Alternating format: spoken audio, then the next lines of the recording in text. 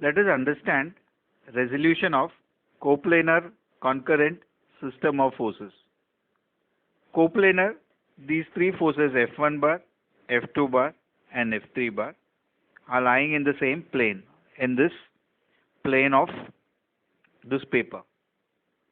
Concurrent, they pass to the same point. Let's call it as O. So you always have a body is being acted upon by multiple forces. Let's imagine that this point is a point mass. Let's say it's a chair which is being pulled by 3 students, 1, 2 and 3. And we would like to know in which direction this chair would move. So we would like to know the resultant of these 3 forces.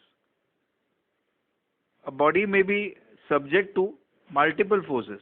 So there would be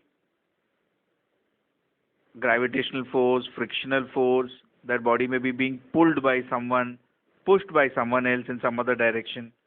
So we would like to know the resultant of these forces. To understand how to solve this, we will use the concept of triangle law of vector addition.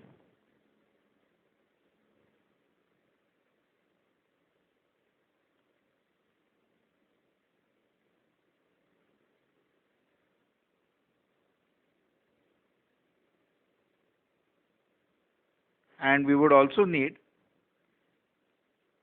the concept of trigonometry and system of unit vectors along the Cartesian coordinate system.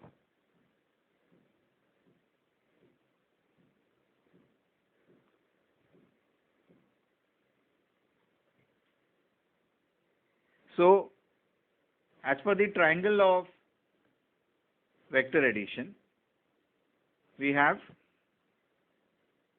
that when 2 vectors are represented by 2 sides of a triangle, let's call this as A bar and B bar. They are represented by 2 sides of a triangle in magnitude and direction, taken in same order. So where A bar ends, B bar starts.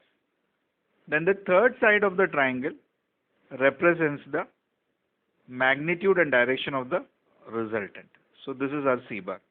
So we can say C bar is equal to A bar plus B bar. Let me simplify this further by keeping A bar and B bar perpendicular to each other.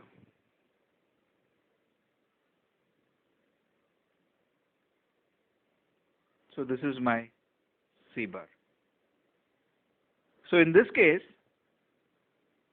if I have F1 bar, I can say it is the sum of F1 x and F1 y. So I'll keep the horizontal direction as x and vertical direction as y. My F2 bar, I'll call it as F2x plus F2y. And my F3 bar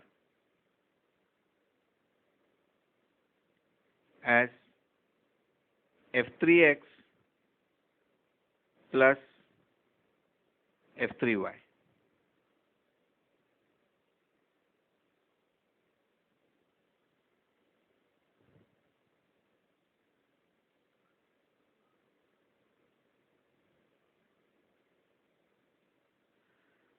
So we have aligned our x-axis in the horizontal direction and y-axis in the vertical direction. We have fixed our imaginary Cartesian coordinate system such that the origin corresponds to the point O. So I have resolved this F1 bar into its x and y components, F1x and F1y.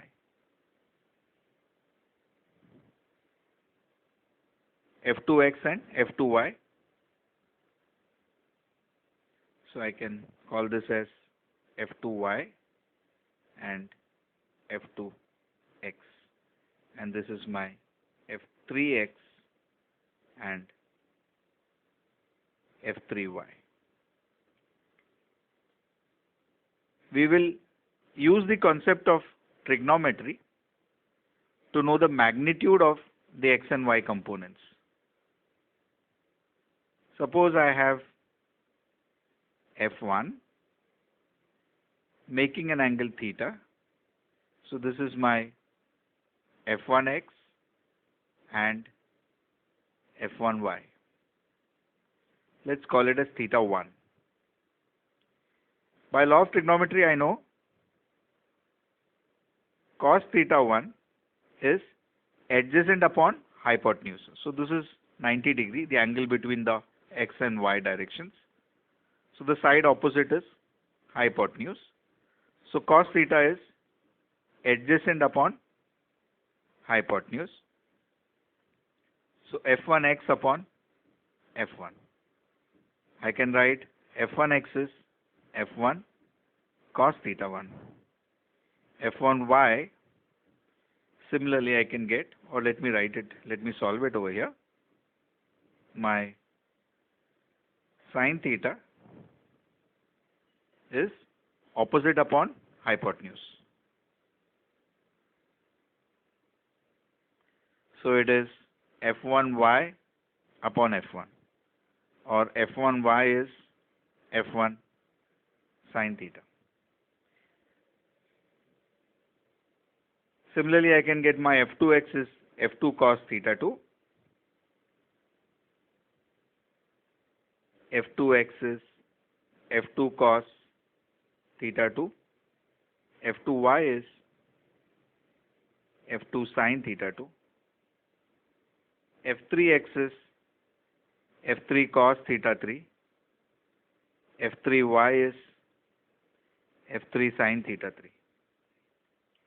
So we have to find out the angle which it makes theta 1,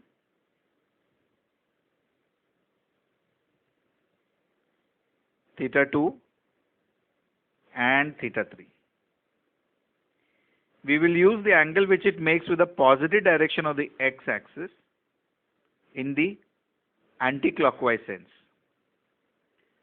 To explain this further, my F1 bar which it makes with the x-axis, positive direction of the x-axis, the negative direction is in this direction, my positive direction, so this is my theta 1. In case of F2,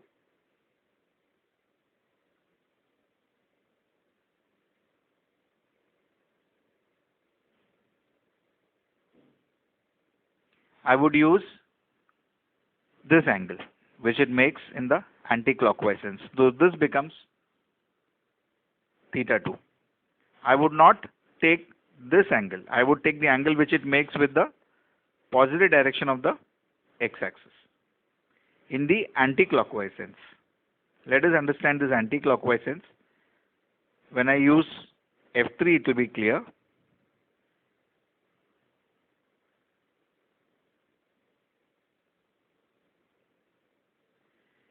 So F3 makes this angle with the positive direction of the x-axis as well as this angle with the positive direction of the x-axis. But this is taken in the anti-clockwise sense. This angle is being measured in the clockwise as the clock goes. So this is in the clockwise. So this is wrong. We'll have to take this. So this would be my theta 3, the angle which it makes with the positive x-axis in the anti-clockwise sense. That would be my theta 3. So having calculated F1x, F1y, the x and y components of F1, F2, F3, since we have calculated theta 1, theta 2, theta 3, the magnitudes of the forces are known. We would get the individual x and y components. Now we can write my F1 bar as F1x I cap plus F1y j cap, where my I cap and j cap are unit vectors along the x and y direction. So let me explain the concept of unit vectors I cap and j cap. So they give the sense of direction. The magnitude comes from f1x. So when I see I cap, I know it is along the x-axis, j cap along the y-axis, and this is the magnitude and this is the direction. f1x is the magnitude, I cap is the direction. f2 bar is f2x I cap plus f2y j cap. f3 bar is f3x I cap plus f3y j cap. To find the resultant, my fr bar is summation fi, that is f1 bar plus f2 bar plus f3 bar. Since I have separated them into its x and y components, the x components since they are lying along the same line, they can be added algebraically.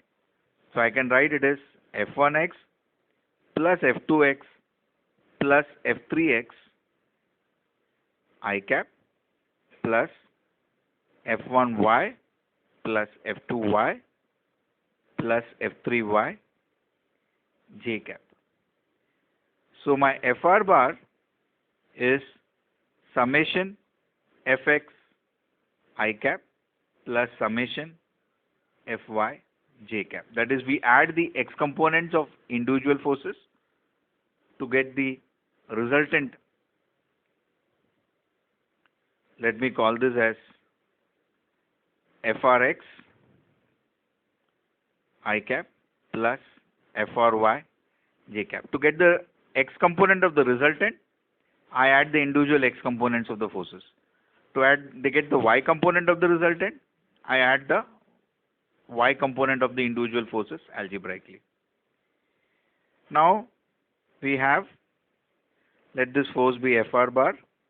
Having added all the individual components, let me get frx and fry. So as per Pythagoras theorem, I have fr squared is frx squared plus fry squared, or I can write fr is root of frx squared plus fry squared.